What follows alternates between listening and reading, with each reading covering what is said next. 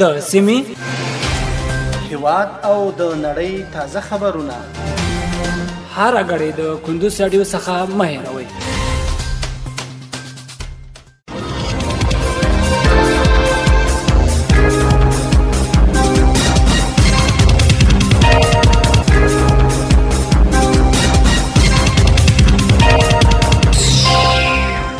سلامونه د کندوز رادیو درنو اوریدونکو ستړي مشئ وخت مو بخیر. په موړم د کندوز رادیو څخه د دې ساعت تازه او مهمو وروستۍ خبرونه ته نن دوشنبه د زمري یا د اسد د میاشتې اتمه د 2023 میلادي کال د جولای د میاشتې 9 نیټې سره سمون لري.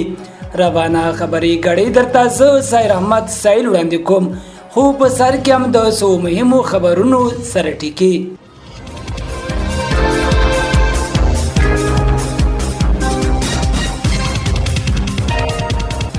د بغلان غوري سمنټو فابریکو تولید 2 برابره زیات شوی.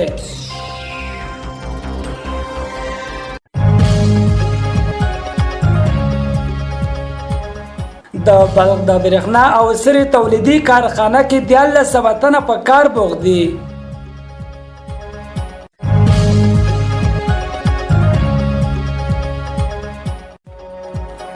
او یو چینایي شرکت کونړ کې د برېښنا د تولید 3 ستر بندونه جوړوي.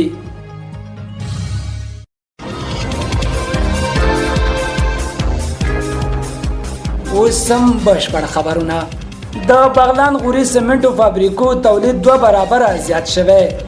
د بغلان د غوري سمنټو فابریکو کې د ملي پراختیا شرکت مسؤلین په هڅو د دې فابریکو تولید په 4 ساعتونو کې 200 ټنو ته لوړ شوی او کیفیت ته هم ځانګړې پاملرنه شوې ده. د غوري سمنټو فابریکو رئیس انجنیر شفیع الله واحدي باختر اژانس ته ویلي د غوري سمنټو فابریکا تولید اوس په 4 ساعتونو کې 200 ټن ته رسیدلی چې 1400 بوجي کېږي. په داسې حال کې چې د دې فابریکو تولید د تیر حکومت پر مهال په 4 ساعتونو کې 350 ټن وو. واحدي زیاته کړه چې د افغانستان اسلامي امارات د مسؤلینو په ځانګړي پاملرنې سره او د ملي پراختیا شرکت په هڅو د غوري فابریکو د تولید کچه 200 ټنو ته رسیدلی. کیفیت ته هم ځانګړي پاملرنه شوې او ورسره د سیمنټو د پیر لپاره په بازار کې تقاضا هم زیاته شوې ده.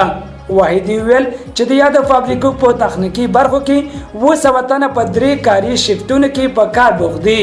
ورته مهال عام خلک او سوداګر غوښتنه لري چې د غوري سیمنټو د تولید کچه ته نور هم لوړه شي سو خلک د بهرنیو توکو پر ځای کورنی تولید وکاروي.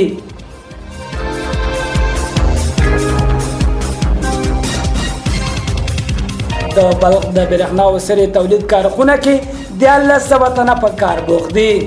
د بلخ د برېښنا او سرې تولیدي کارخونې مسؤلین وایي چې دم غړي په دغه کارخونه کې 1300 کسان په کار بوخت دي او توانیدل چې د 4 میاشتو په موده کې نږدې 50 میلیون افغاني عواید راټول کړي.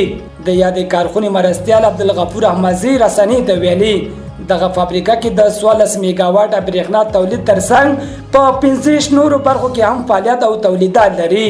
نوموړي زیاته کړه چې د بلخ د برېښنا او سرې تولیدي کارخونه کې په 4 ساعتونو کې 90 ټنه یوریا، 150 ټنه د امونیا اکسیجن، 2500 ټنه هایدروجن، 2500 ټنه نایتروجن او 115 ټنه سپینه سره تولیدوي. هغه ویلي چې د روان کال په 4 میاشتو کې له یادې کارخونې څخه څه باندې 20 میلیون افغاني عواید راټول او د دولت خزانې ته یې سپارلي دي.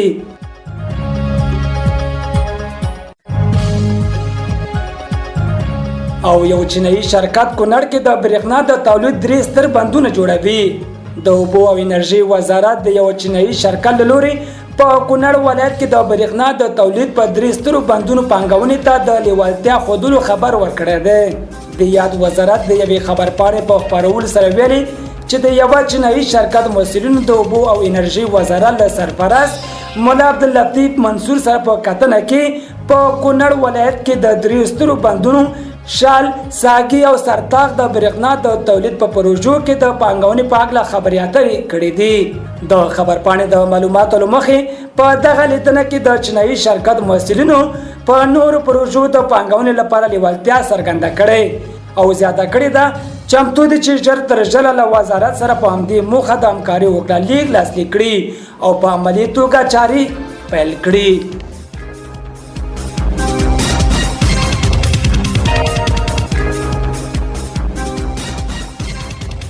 درنو اوریدونکو په خبري غړې کې راټول شوي مطالب هم دومره ول. تر بلې خبري غړې لوی الحمد شه.